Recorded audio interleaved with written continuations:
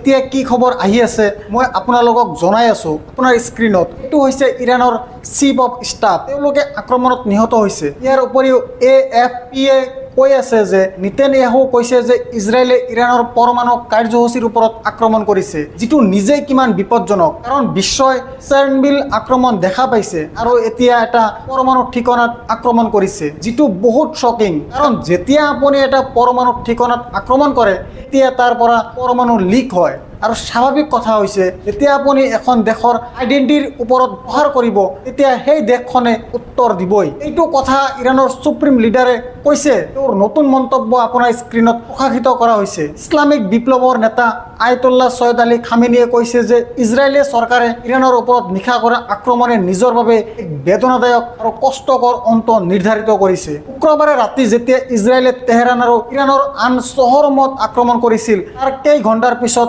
খামেনীয়ে ৰাষ্ট্ৰৰ সন্মুখত কৈছিল যে জায়নিষ্ট চৰকাৰক কঠোৰ শাস্তিৰ বাবে সাজু হোৱা উচিত। মহান ইৰাণী জনসাধাৰণৰ নামত কয় যে জায়নবাদী শাসনে আমাৰ প্ৰিয় দেশখনত ইয়াৰ ৰক্তক্ষয়ী আৰু দুষ্ট হাতেৰে অপৰাধ সংঘটিত কৰিছে আৰু আৱাসিক এলেকাসমূহক লক্ষ্য কৰি ইয়াৰ অধপতিত আদৰ্শক অধিক প্ৰকাশ কৰিছে। খামেনীয়ে ক্লিয়াৰ কৰি দিছে যে এতিয়া তেওঁলোকে কঠিন প্ৰতিক্ৰিয়াৰ বাবে অপেক্ষা কৰিব লাগিব।